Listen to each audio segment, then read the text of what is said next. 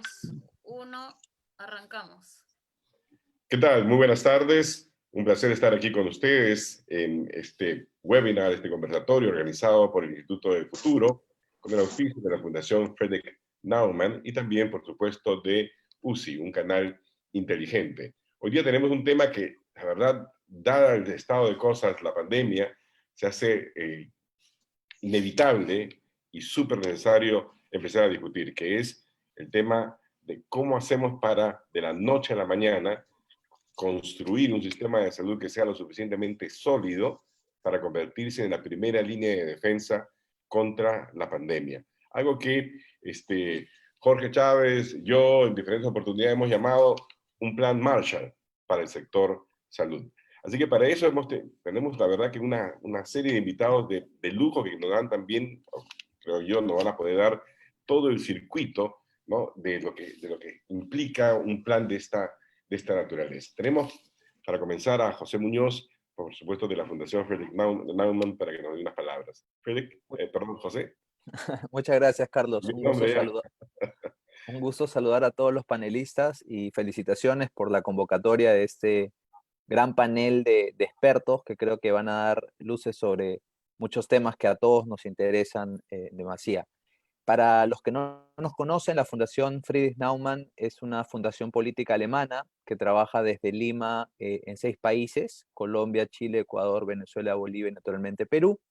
Y promovemos la libertad económica, el fortalecimiento del Estado de Derecho, la digitalización y otros temas transversales como Smart Cities y también temas educativos. En ese sentido, estamos colaborando con el Instituto del Futuro desde el comienzo de estos conversatorios, porque nos interesa mucho apoyar también a los centros de pensamiento. Consideramos que especialmente en este contexto de pandemia, el valor que pueden agregar a la sociedad y a la toma de decisiones debería ser cada vez más expuesto. Por lo tanto, felicitar nuevamente al Instituto del Futuro por organizar estos conversatorios con expertos de tan alto nivel. Y si me permites, Carlos, me gustaría solamente, si es posible, en el transcurso de la conversación, plantear 2 puntos que, en opinión de la Fundación, han sido bastante interesantes y críticos en las últimas semanas. Por En primer supuesto. lugar, muchas gracias. En primer lugar, en cuanto a cómo se llega al sustento de volver a una cuarentena obligatoria los días domingos, sobre todo tomando en cuenta en qué medida realmente se ha tomado la opinión de expertos en salud, expertos en diferentes ramas, para poder volver a esta toma de decisiones, y además si es que vemos también algunas contradicciones dentro del mismo gabinete al respecto. Y un segundo punto es el relacionado a las pruebas moleculares rápidas que tengo entendido se están desarrollando desde la Universidad Peruana Cayetano Heredia por el científico Edward Málaga Trillo, y que ha venido teniendo algunas dificultades para poder ser llevada finalmente al mercado. Sería interesante conocer desde el punto de vista de ustedes en qué medida este plan Marshall también debe incluir medidas para flexibilizar justamente soluciones que pueden partir de la misma sociedad civil o desde la academia, ¿no? Esos 2 puntos, si es posible, me gustaría Sí. plantearlos y nuevamente, Carlos, no te quito más espacio, y más bien muchas gracias por la invitación nuevamente y felicitaciones por la convocatoria de los panelistas. Gracias a la Fundación Friedrich Naumann y a ti, José, por supuesto. Déjame presentar así brevemente a nuestros panelistas, ¿no? Tenemos a Jorge Chávez, expresidente del Banco Central de Reserva, también presidente ejecutivo de Maximice. Jorge, si quieres tú dar una palabrita así cortita para saludar, después entramos en materia. Bueno, un gran gusto estar con ustedes. Muchas gracias a ti, Carlos, por la invitación. Un placer. Midori de Havich ha sido ministra de Salud, así que nadie mejor que ella, creo yo, para poder también, para comenzar quizás contestar las preguntas que nos ha planteado José Muñoz, ¿no? Y la Fundación Friedrich Naumann, ¿no? ¿Cómo así es que estamos ahora nuevamente en una cuarentena, no sé, extraña, ¿no? Recluidos en casa los días domingos, pero con libertad total para movilizarnos de lunes a sábado, como si el COVID, el virus, digamos, trabajara de lunes a sábado y los domingos descansa también, ¿no? No sé, Midori, ¿qué tal? Buenas tardes, mucho gusto de estar con todos y un placer reencontrarse con viejos amigos.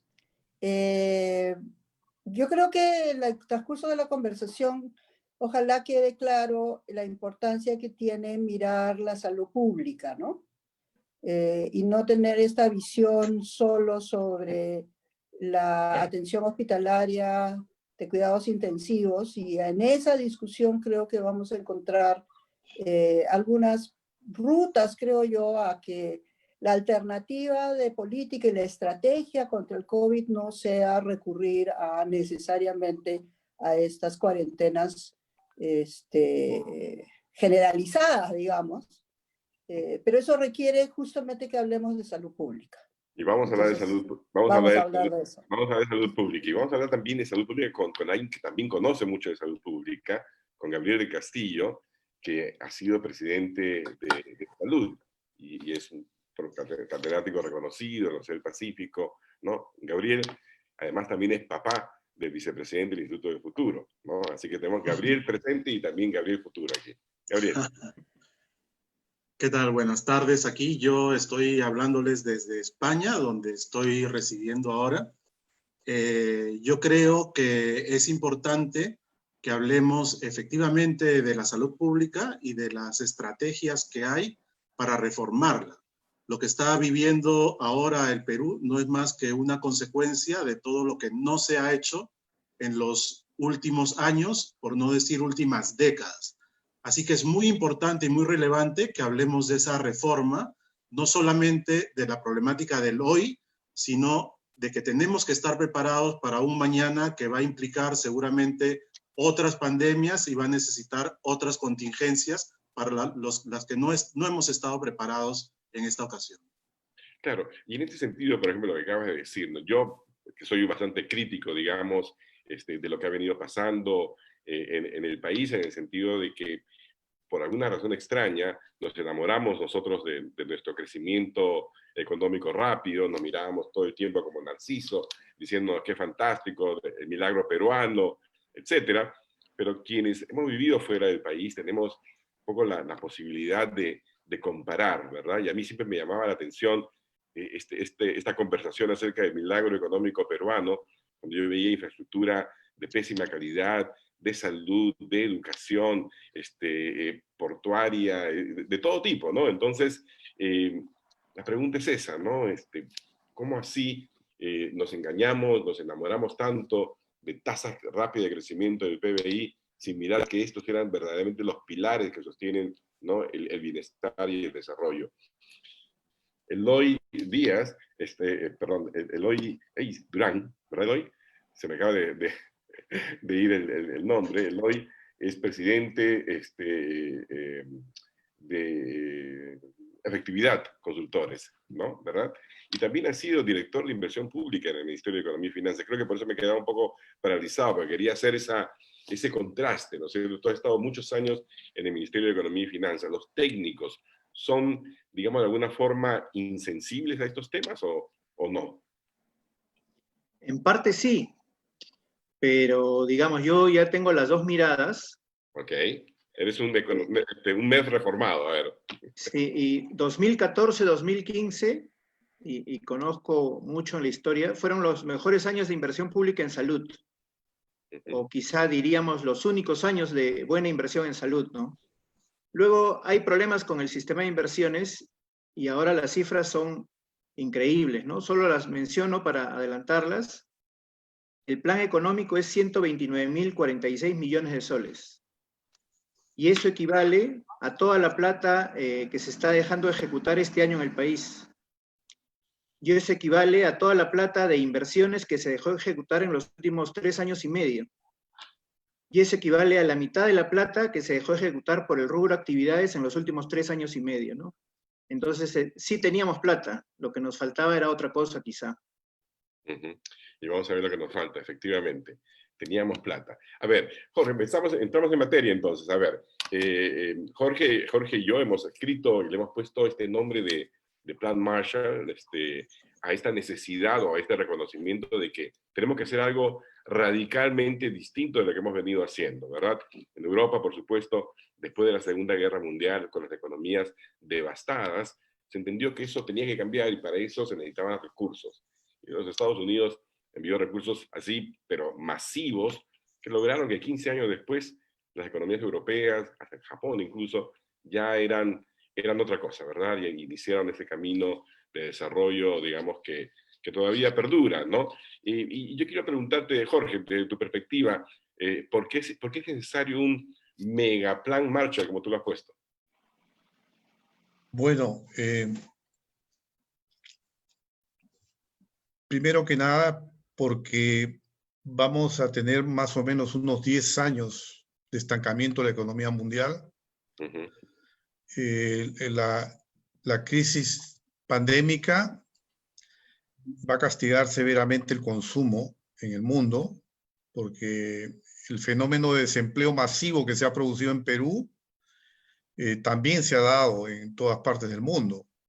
Desempleo y pérdidas de ingresos y pérdidas de activos tangibles e intangibles de empresas que han cerrado sus puertas en cantidades. Uh-huh. Y todo este patrimonio perdido, ¿no? Capital humano que las empresas también pierden. O sea, y el hecho de que estos recursos estén juntos, o sea, los economistas sabemos esto, cómo es que la productividad es resultante de no solamente los factores por separado, sino de la manera en que están combinados, ¿no? Todo esto es una pérdida enorme. Entonces, conforme las actividades económicas se han ido normalizando, o sea, se han ido dando la aprobación para que entren en actividad nuevamente, claro, el PBI ha comenzado a subir, pero está alcanzando una meseta y vamos a estar por debajo del PBI anterior a la pandemia, ¿no? Claro, pero la pregunta que yo te hago es, ¿por qué un plan Marshall, o sea, una transferencia masiva de recursos al sector salud de manera específica? Alguien podría repetir lo que dijo el presidente, por ejemplo, que este año vamos a invertir 20.000 millones de soles, creo que esa fue la cifra que dio el año anterior en el presupuesto, creo que era 18.000 y algo, ¿no? O sea, es un aumento de poco más del 10%, digamos, presupuestario, pero cuando uno piensa en un plan Marshall, o sea, o un mega plan Marshall, está pensando en mucho más, ¿verdad? ¿O no? Bueno, esto que acabo de decir es el primer aspecto que hay que considerar. O sea, que no estamos ante una crisis cualquiera, que, como el que menos estaba pensando que se va el COVID o sale la vacuna y nuevamente volvemos a antes, ¿no? Ni siquiera son 2, 3 años, sino que es muchísimo más tiempo de estancamiento. El comercio internacional va a estar postrado por mucho tiempo y ya por otras razones adicionales, ¿no? Temas logísticos, etcétera. Entonces, el comercio trabado, el consumo privado también trabado, cambios digamos, también el comportamiento del consumidor que va a generar que ciertos negocios que antes eran prósperos ahora no funcionen, etcétera, etcétera. Una serie de desajustes macroeconómicos, mesoeconómicos y microeconómicos. Entonces, ante esa realidad, no es posible un enfoque de corto plazo. Esto se requiere un enfoque de mediano y largo plazo. Entonces, esto supone todo un esfuerzo de inversión, que cuando se habla de inversión, muchas veces se piensa inmediatamente en infraestructura. Infraestructura es solamente un aspecto de la inversión. Pero es más, hoy en día hablar de infraestructura en sí misma ya es obsoleto. Lo que se piensa es en los servicios que brinda la infraestructura. Entonces, necesitamos más gestores de salud, necesitamos más enfermeras, necesitamos más doctores, ¿verdad? Necesitamos invertir mucho más en salud, en educación, y esto supone que con el mismo Estado que tenemos no podemos seguir adelante, porque es un Estado sumamente burocrático, con mucho gasto corriente, que con gente que ha sido metida ahí al Estado por clientelismo político. Y ya no podemos darnos el lujo de mantener ese Estado, entonces hay que hacer cambios radicales. Perfecto, pero lo primero es que tener la voluntad de invertir, reconocer que es un tema de de largo Sí. plazo, ¿no? Pero tercero, si me permites, en cuanto a los recursos que has mencionado, ¿no? Sí. O sea, todo esto supone un gran esfuerzo inversor que no se puede financiar así nomás por los propios países, sobre todo los países pobres, ¿no? Pero en segundo lugar, se requiere una gran transferencia de conocimiento. Es decir, salir de la pandemia y siendo resilientes para la siguiente pandemia, porque van a haber otros virus. Totalmente. Entonces, nosotros hemos trabajado aquí ese tema varias veces, incluso hicimos un conversatorio sobre las futuras. necesitamos desarrollar redes de planificadores que estén interactuando y compartan mejores prácticas. Ahí me quedo. Gabriel, dime, tú en tus años, por supuesto, de gestión por un lado y también académico, bueno, has estudiado mucho el tema del sector salud, digamos, como institución y como sistema, ¿no? ¿En qué aspecto del sector salud crees tú que necesitamos una inversión así urgente? Mira, yo creo que hay dos respuestas, ¿no? Primero, que sí, que se necesita inversión, porque si comparamos la inversión del país, hacemos el benchmark con otros países, la inversión en el Perú relativamente es menor. Entonces eso nos da la sospecha de que hay que invertir más. Pero yo te digo, no podemos seguir invirtiendo en un sistema disfuncional como el de salud actualmente en el Perú. Tenemos que resolver ese problema. ¿En qué sentido es disfuncional? Mira, el sistema de salud en el Perú es un sistema fragmentado en varios subsistemas. Y ninguno de esos subsistemas funciona de manera óptima. Tenemos que resolver problemas en cada uno de ellos. Incluso últimamente se ha hablado y se ha ofrecido de poder integrar los sistemas, y algunos lo han interpretado como una fusión de salud con el sistema que opera el MINSA. Y eso en un año, lo cual es absolutamente imposible. Los que hemos estado ahí, los que manejamos salud, sabemos que en un año no se pueden integrar los sistemas. Entonces, a lo que voy es, para reformar lo que tenemos ahora, que está fragmentado, que es ineficiente y sobre todo que no le da el servicio al ciudadano tal como el ciudadano lo requiere, pues necesitamos hacer una reforma, y para hacer esa reforma tenemos que tener un plan que nos diga cuál es la dirección. De acuerdo. Midori, ¿tú estás de acuerdo con esa lectura de Gabriel? Tú has sido ministra, así que has estado encima, digamos, del monstruo. ¿Te parece que esa es una lectura, digamos, adecuada? A ver, ahí hay mucho que comentar. En realidad, en principio sí, hemos conversado muchas veces con Gabriel de esto y con otros. Creo que la reforma del sistema de salud da para varios webinars y ir acercando nuestro entendimiento de qué significa una reforma del sistema de salud y qué significa efectivamente integrar o articular por lo menos bastante mejor de lo que hacemos al interior del sector público, ¿no? Creo que la pandemia además ha puesto eso sobre el tapete muy claramente, más que antes. Digamos, esta agenda de por qué tenemos dos subsistemas está mucho más claramente en la agenda hoy de lo que estaba cuando discutíamos con Gabriel y era un asunto de pocos expertos, digamos, entre comillas, que se preocupaban por esa fragmentación. Entonces sí, en principio sí, creo que da para mucha conversación, requiere un consenso muy amplio para hacer posible que se lleve a cabo. Es un asunto eminentemente político y entonces entramos a otro tipo de discusión sobre cuáles son las condiciones políticas y sociales para llegar a un acuerdo, a una reforma de ese nivel de profundidad. Claro, está bien.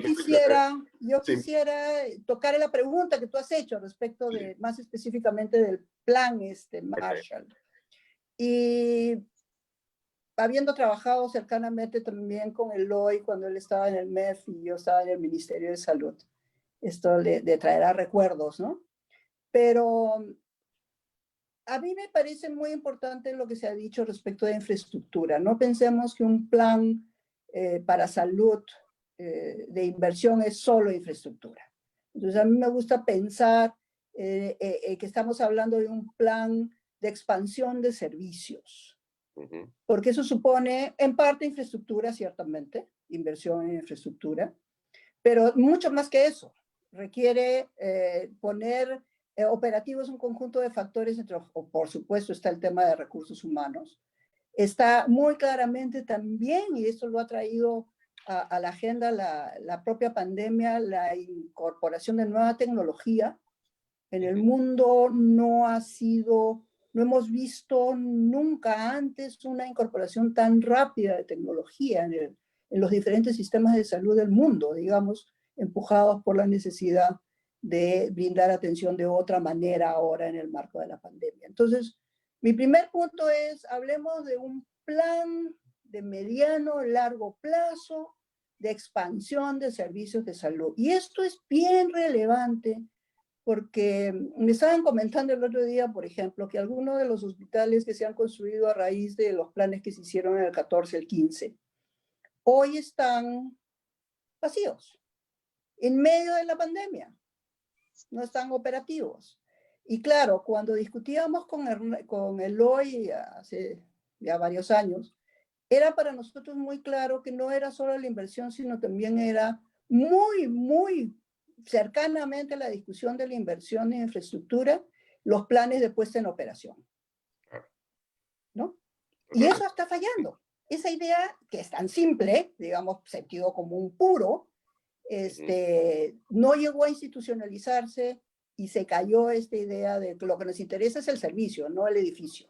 Efectivamente. Ahora, y entonces ahí, para cerrar esa idea, yo lo que querría decir es que necesitamos retomar la idea de un plan multianual de expansión de servicios que vea el conjunto de los factores, que mire hacia adelante en la incorporación de nuevas tecnologías. Y un último punto, o dos últimos puntos sobre el plan que me parecen fundamentales, es tenemos que repensar el modelo de gestión.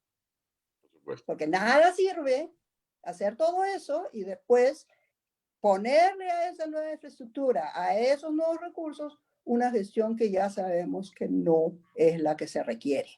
Necesitamos modernizar la gestión y como último punto, yo creo también fundamental, es que cuando expandamos nuevos servicios, construyamos nuevas capacidades de brindar servicios al ciudadano, pensemos que esta oferta no es de salud o del gobierno regional o del ministerio, sino que es lo que nos gustaría llamar estos servicios universales a los cuales puede acudir cualquier ciudadano y después su respaldo financiero, su propia YAFA compensará y pagará el servicio. Pero no tener ya esta segmentación en la prestación donde los asegurados de salud van a la infraestructura de salud, los asegurados del SIS van a la infraestructura de los gobiernos regionales y entonces hay una gran ineficiencia porque cada uno planea por su lado, ¿no?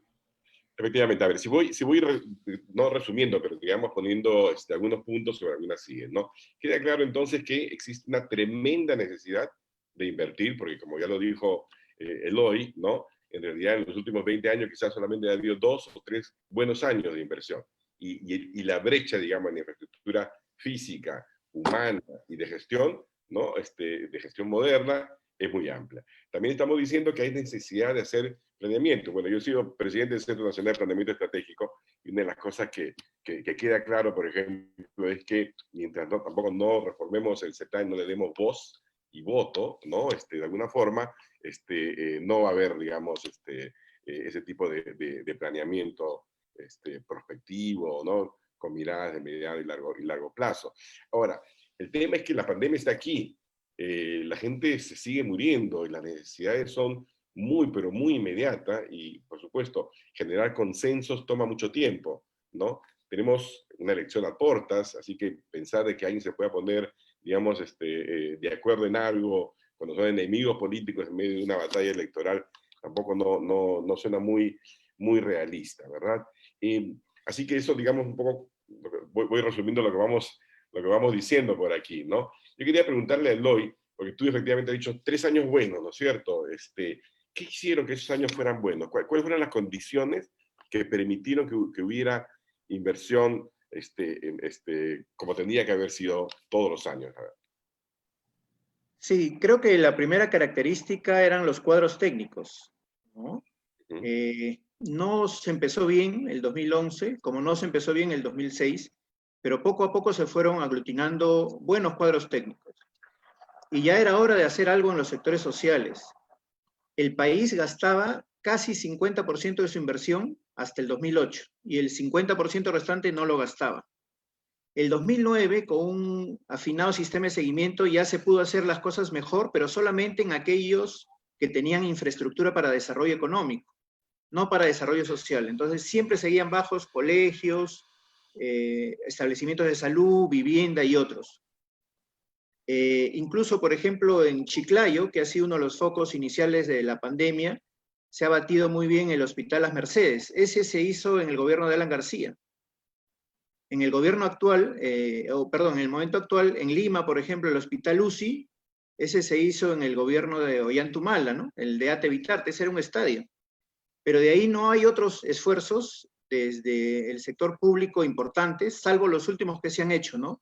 Reconvertir áreas de la vía panamericana, que eso lo ha hecho de salud, ¿no? Pero digamos, mayormente, los 14 hospitales, creo que mencionabas la otra vez en un artículo, esos se abandonaron hacia el año 2016, 2015 en algún caso, y siguen abandonados hasta el 2020, ¿no? Impresionante. Impresionante. Lo otro, alineado con lo que dice Midori, educación mejora un poco más que salud en el momento que se entiende que es tan importante el gasto en inversión como el gasto corriente, ¿no? Porque la mejora del servicio es gasto corriente. La mejora, llegar a otro estadio para el servicio es inversión, pero salud sí hace el esfuerzo. Perdón, Minedu hace el esfuerzo. Salud se demora un poco en hacer ese esfuerzo. Y ahora hemos vuelto a los mismos estados iniciales de gasto y estamos retrasados en ese aspecto. El día de ayer, por ejemplo, revisábamos unas cifras del presupuesto COVID solamente, ¿no? Se ha gastado 66%, ¿no? Queda la tercera parte por gastar y ya la pandemia está penetrando a todo lado. Y de entre los sectores que han gastado menos, uno es MINSA, ¿no? Digamos, que gasten menos los demás, pero en la pandemia, presupuesto COVID, MINSA debiera ser de los primeros, pero es uno de los últimos. Si vamos al presupuesto de inversión, el país ha gastado 4%, y los ministerios han gastado 0,1% del presupuesto de inversión para COVID. Y ahí hay monitores, hay ventiladores, ¿no? A ver, vamos a parar un ratito, Eloy. La verdad que estoy a punto de tener un colapso nervioso. Me estás diciendo que en plena pandemia, ¿no? Los gastos, digamos, dirigidos, los recursos dirigidos a luchar contra el COVID, casi básicamente no han sido ejecutados. En inversiones no. Y en gasto corriente sí, más o menos 71%, el promedio es 66%. Pero ¿dónde tú notas el desorden? Hay algunos gastos que se han hecho con la partida 2.6 de actividades corriente en monitores y ventiladores. Y ahí la mitad de la plata se ha gastado, la mitad todavía no se ha gastado. Y tienes esos mismos rubros, ventiladores y monitores, como inversión, y ahí no has gastado. Total, ¿en qué quedamos? ¿Los monitores y ventiladores son estratégicos y van como inversión, o son no estratégicos y van como gasto? O sea, ese nivel de confusión tan elemental, ¿no? Luego, si tú ves los indicadores de desempeño, ¿cómo se acreditan los gastos ahí? Con un informe, ¿no? No con los metros cuadrados, no con el cierre de brechas en equipos, ¿no? Con un informe se acredita el gasto. Entonces, desde el tema de planeamiento, priorización, programación, presupuestación, contratación y después servicio, a todo nivel hay deficiencias que tenemos que superar, ¿no? Ok, perfecto. Muchísimas gracias. La verdad que me siguen retumbando esos bajísimos niveles de inversión en plena pandemia. Gabriel, tú hiciste nos dices un primer elemento, digamos, del benchmark, de esta comparación que son odiosas las comparaciones, pero que son a veces muy necesarias. Yo estuve mirando también algunos datos y la verdad es que en América Latina, ya no comparemos el gasto en salud del Perú con países pues, que tienen economías de bienestar, etc. En América Latina, ¿es verdad o no es verdad que el Perú tiene quizás el segundo o tercer peor nivel de gasto en materia de salud? Sí, bueno, si a Perú lo comparas con Argentina, con Colombia, Perú gasta tal vez cerca de la mitad de lo que gastan ellos en relación a su presupuesto bruto, ¿no? Entonces, Perú está atrasado en ese sentido, pero eso nos da un indicio, ¿no? Eso no nos da la respuesta completa, porque lo que tenemos que hacer, yo creo, es dejar de pensar, en verdad, en brechas de infraestructura y en porcentajes de ejecución del gasto. Yo creo que tenemos que pensar en los niveles de servicio. Gabriel, vamos a tener que pedirte que vuelvas a repetir lo que has dicho, porque te quedaste medio congelado, no sé si me estás escuchando, pero imagino más o menos lo que estás diciendo. ¿Sigue congelado? ¿No hay forma de descongelarlo? Bueno, mientras se descongela, Gabriel, me gustaría empezar a preguntarle a Jorge, a ver, ¿está ahí? Bueno, ya lo que estoy diciendo brevemente. Ya. No lo hemos perdido un ratito, creo, Ahí estoy. A ver, ahora sí. Ahí estoy conectándome a otra internet. Ya. Okay. Mira, lo que yo estaba diciendo es que yo creo que tenemos que hablar menos de brechas de inversión, brechas de infraestructura más bien, y también incluso de ejecución del gasto, porque de lo que tenemos que hablar es de los niveles de servicio que se les da a los pacientes, a los ciudadanos, ¿no? Y cuando hablemos de esos niveles de servicio y recorramos el camino para tener que brindarlos, vamos a llegar a la infraestructura y vamos a llegar al gasto, ¿no? Hay una serie de distorsiones en el sistema de salud que no solamente son infraestructura, como se ha mencionado, ¿no?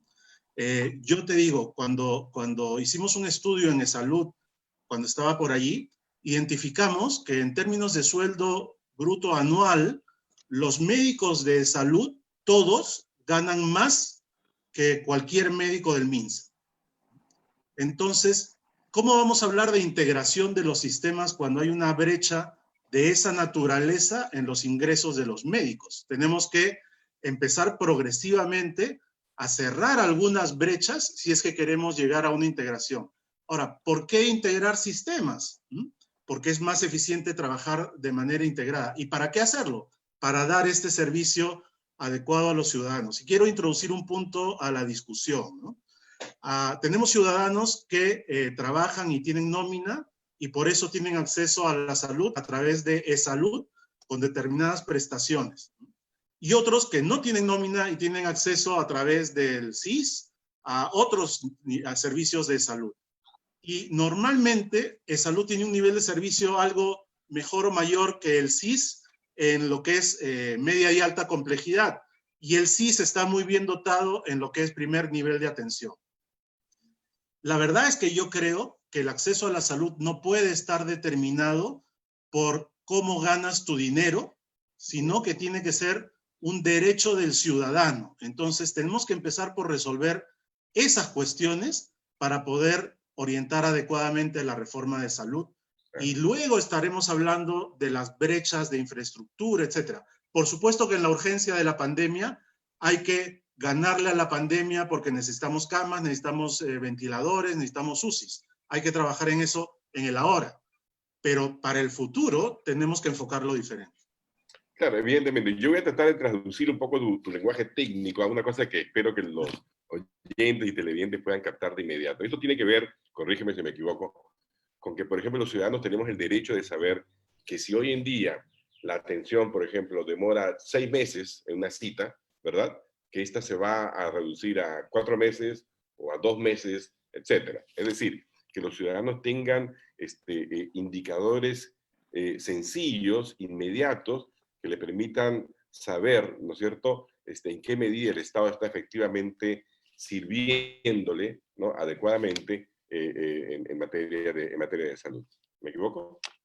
No, correcto. Tenemos que tener una serie de indicadores, por ejemplo, el tiempo de permanencia en una emergencia antes de que te atiendan o antes de que te resuelvan el problema, ¿no? Por ejemplo, una cosa de la que nunca hablamos acá.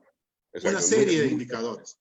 Pero todos esos indicadores que no se cumplen, primero hay que definirlos, luego hay que poner el estándar, y luego hay que encontrar los mecanismos y los planes para poder llegar a cumplirlos. Y poco a poco lo vamos a hacer. Y para eso necesitamos infraestructura, necesitamos gasto y necesitamos una serie de acciones que deben estar comprendidos en un plan de trabajo. Claro. Jorge, tú nos has puesto a todos, creo yo, en un modo de pensar diferente, ¿no? Por lo menos lo que estamos hoy día aquí escuchando este conversatorio, porque mucha gente efectivamente piensa que levantada la cuarentena se acabó la pandemia. Ahora se han dado cuenta de que no es así, ¿verdad? Mucha gente también piensa que indefectiblemente vamos a tener la vacuna lista en enero, qué sé yo, febrero o marzo, digamos, del próximo año. Y eso no necesariamente es así. O sea, si fuera que tenemos la vacuna a tiempo, miren, la verdad es que yo me voy a ir de rodillas, creo, a la iglesia a agradecer, porque es de cine terror realmente todo lo que está pasando, pero la experiencia nos dice que la vacuna más rápida se desarrolló en 8 años. Entonces, este va a ser un caso, pues, increíble realmente, ¿no? O podría suceder, como ha sucedido en otros casos, que avances después son enfrentados con retrocesos y cosas por el estilo. Y no tenemos que pensar en prepararnos o sea, esperar lo mejor, pero prepararnos para lo peor, ¿verdad? Es un poco ha sido tu mensaje, además también cuando has hablado de que efectivamente la crisis, o sea, el Perú y el resto del mundo en realidad le va a tomar muchos años de regresar al estado pre-pandemia, ¿verdad? Esa ha sido, digamos, esa es mi lectura de tus comentarios. Yo quería preguntarte, además, tu experiencia como planificador, también desde el punto de vista del Banco Central, etcétera, ¿no? ¿Qué harías tú mañana, ¿no? Como presidente del Perú, ¿ok? Para impulsar, ahora que tú tienes toda una visión, digamos, holística, ¿no? de los problemas, para impulsar este plan Marshall, este megaplan Marshall de inmediato. Bueno, esperar a 28 de julio sería demasiado. Yo creo que desde ahora me parece bien el anuncio del presidente de la República de un acuerdo. Un acuerdo nacional, le ha llamado algo Perú, algo por el estilo, ¿no? Pacto Perú, ¿no? Pacto Perú. Pero ese Pacto Perú debe establecer la visión, la misión y los objetivos estratégicos de una hoja de ruta del 2020 al 2025. O sea que tiene que comprometer a este gobierno y al gobierno siguiente. Y este trabajo hay que hacerlo, digamos, muy rápido. Yo diría que convocar a los mejores talentos del país a través del Acuerdo Nacional, a expertos en distintas áreas, en distintos aspectos, para producir esta hoja de ruta, que debe establecer el cómo, cuál es la estrategia que se va a seguir para lograr estos objetivos que a mi criterio deben estar vinculados con sacar al Perú de esta crisis, tanto en el plano de la salud como en el plano económico, pero hacerlo de una manera resiliente. O sea, que ya no tengamos poblaciones vulnerables hacia el futuro, ¿no? Que ya no tengamos la informalidad que tenemos ahora y que es uno de los principales factores de vulnerabilidad, como se ha comprobado, y la pandemia nos ha hecho ver que Perú no era, pues, este tigre asiático latinoamericano, digamos, sino que era un gatito enfermo, ¿no? Y entonces hay que curar al Perú, ¿no? Ahora, a mí me parece muy interesante todos estos planteamientos que estoy escuchando, ver la salud como un proceso de expansión, de servicios, de calidad, y en consonancia con ese proceso de expansión, visualizar las estrategias de tecnología, el modelo de gestión, la infraestructura, y yo añadiría también los recursos humanos, que es fundamental, porque las universidades no forman médicos ni enfermeras en la cantidad necesaria. No diré en la calidad porque nuestros médicos son buenos, diría yo, pero la cantidad que estamos formando son muy por debajo de lo que el Perú necesita. y la universidad privada no invierte en estas carreras.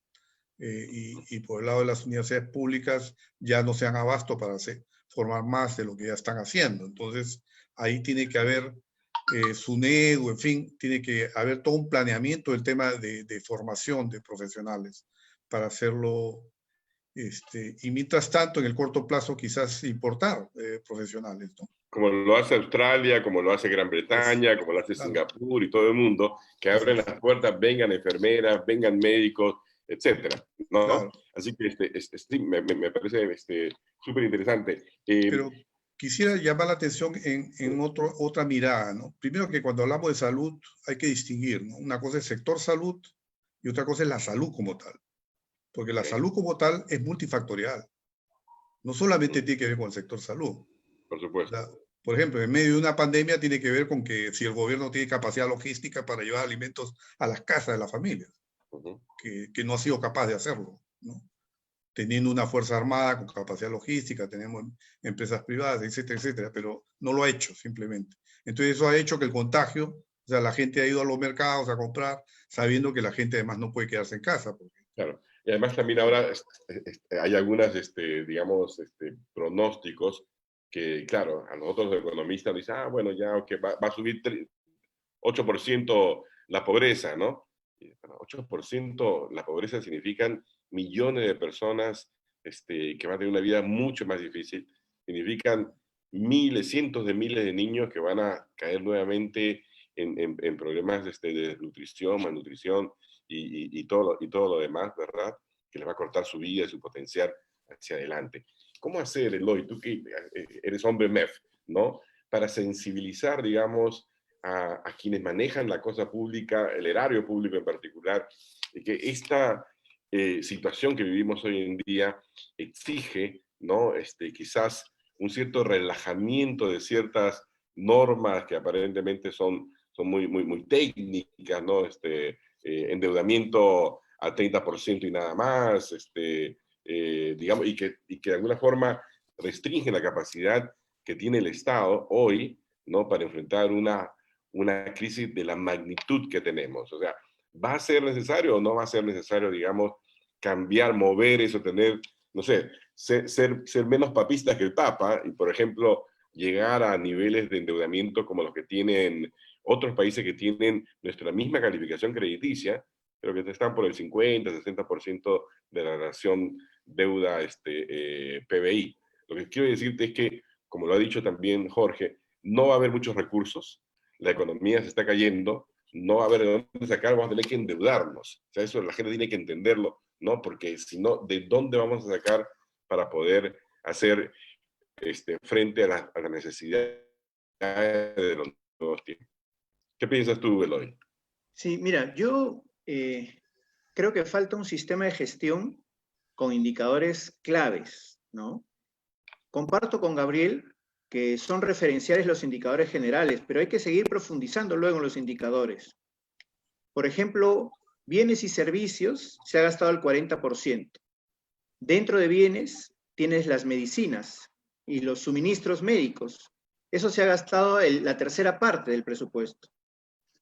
Falta gastar las 2/3 partes. Y claro, entonces si la gente no tiene suficientes camas, la gente se va a atender por su cuenta.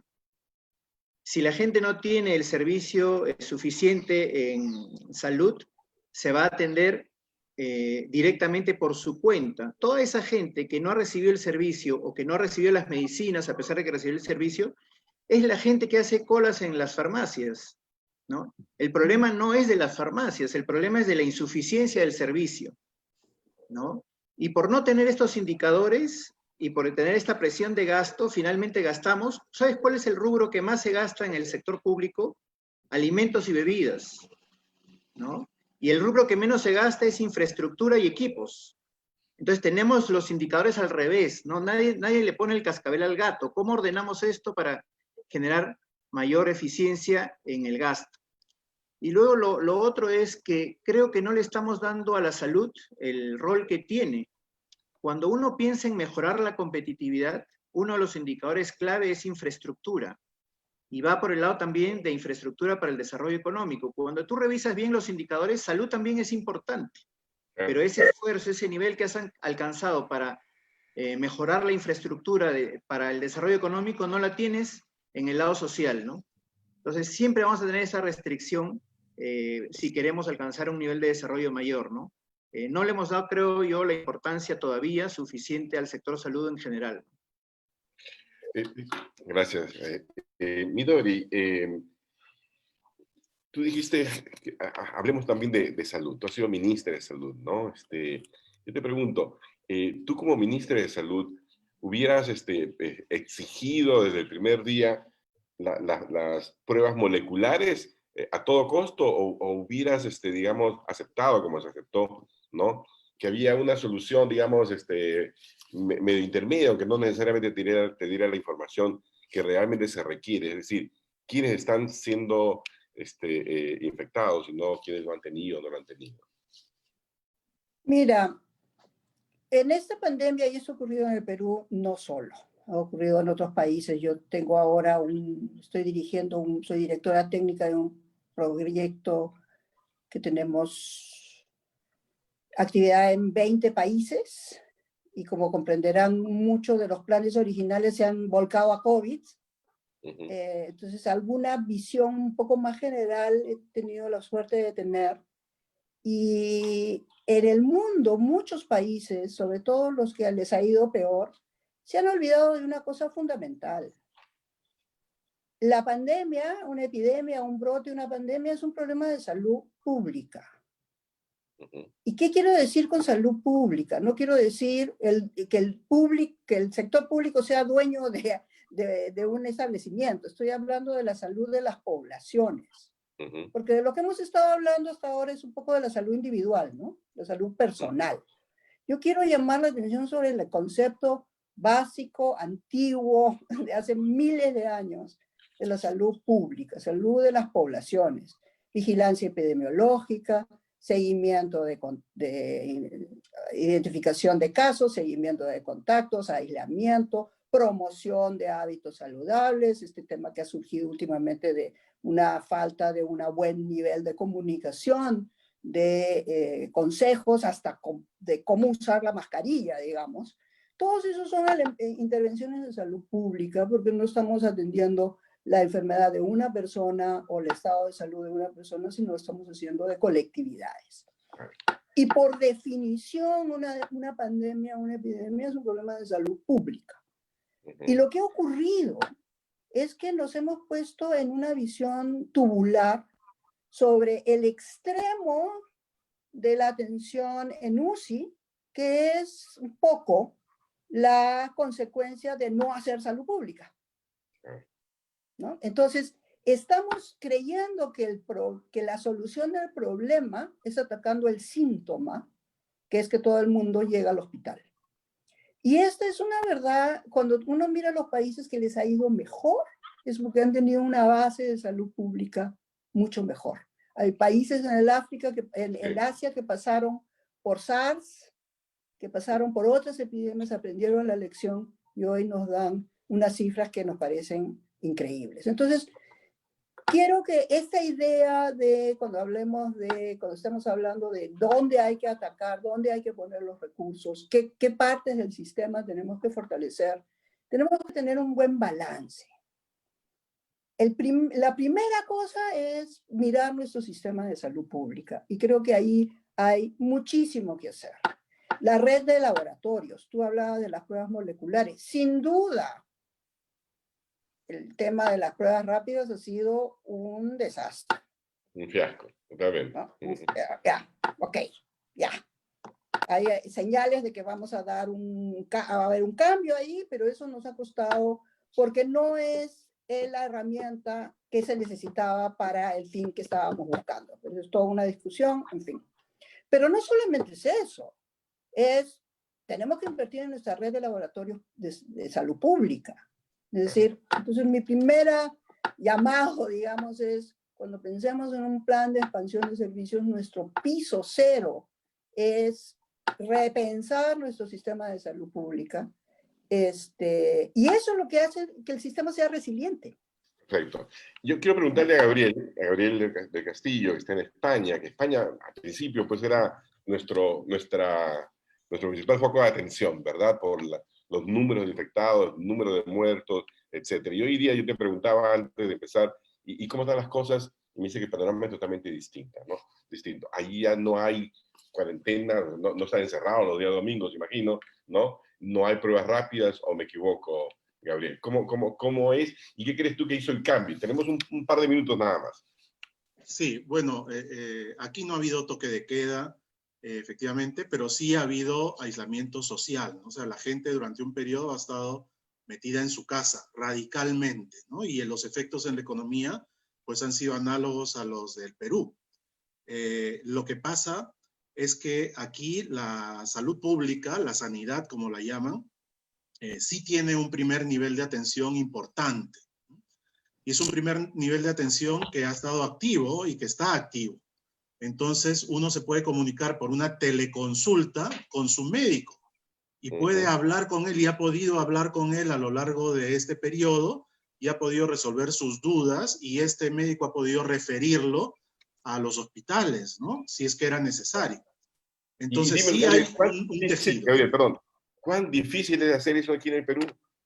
¿Por qué Bueno, no se puede contratar, no sé, a 100 doctores para que entren como en las cabinas, como cuando uno hace telemarketing, ¿verdad? Que estén ahí dispuestos a responder a las consultas de la población. O sea, ¿por qué sí, no? en el Perú yo creo que ahora hay consenso en que el primer nivel de atención hay que desarrollarlo, ¿no? Está infradesarrollado, salud lo tiene bastante deficiente en cuanto a número de centros, en cuanto a número de médicos, en cuanto a la especialidad de médicos de familia, que son los que atienden en estos centros, y nosotros no tenemos suficientes médicos de familia para que atiendan nuestros centros. Ellos a veces no están presentes en los centros, ¿no? Y MINSA, que tiene más centros, a veces no los tiene bien dotados, etcétera. Entonces, tu segunda pregunta en la convocatoria de este seminario es, ¿qué cosa es lo urgente? Y yo creo que lo urgente es invertir en el primer nivel de atención, ¿no? Ya sea presencial, pero ahora también se puede hacer por teleconsulta. Así que por ahí van las prioridades, ¿no? De acuerdo, muchísimas gracias. Miren, ya estamos llegando al final. Si pudieran, por favor, así en medio minuto, resumir, digamos, su perspectiva en torno a la necesidad, la importancia de llevar recursos ingentes al sector salud. Jorge. Bueno, invertir en salud primaria tiene un rendimiento muy alto, porque ahora ahorra mucha inversión, muchos recursos en las capas más complejas. Yo creo que es lo que cualquier país debería hacer, y así es los países que tienen una salud más avanzada. Ahora, otro punto que me parece importante al momento de pensar en reforma es distinguir entre seguridad social y salud, ¿no? La seguridad social viene a ser dar un seguro, tan simple como eso. Y eso podría ser un mecanismo totalmente diferente que no tiene por qué el sistema de seguridad social manejar hospitales. O sea, la gestión hospitalaria debería estar integrada. Ciertamente que para eso hay que hacer estándares, porque los precios están diferentes, no solamente a nivel de lo que gana un médico, sino a nivel de distintos inputs de costos. Hay problemas de heterogeneidades, ¿no?, que hay que homologar. Genial. Bueno, muchísimas gracias a todos. Realmente, como dijo Midori al principio, ¿no? Tenemos tema como para unos 10 conversatorios de este tipo, ¿no? Y ahí simplemente empezaríamos realmente a empezar a escarbar la naturaleza del problema. Pero a mí lo que me parece importante, y es la razón por la cual lanzamos este conversatorio hoy, es que el tema de la salud no puede esperar. Efectivamente, si hay algún tema, aunque ya nos ponemos de acuerdo en este Pacto Perú que ha lanzado el presidente, en un solo tema, que sea el tema de cómo fortalecemos y cómo convertimos a la salud, al sector salud y la salud pública, ¿no?, en la prioridad número uno de aquí por los próximos 5 años, como bien ha dicho Jorge Chávez. A todos ustedes, muchísimas gracias. Gracias a la Fundación Friedrich Naumann. Gracias. Y también, por supuesto, muchas gracias a UCI, un canal inteligente. Muchas gracias a todos. Hasta luego. Hasta luego. Gracias. Gracias. Un gran gusto. Gracias, Eloy. Gracias, Eloy.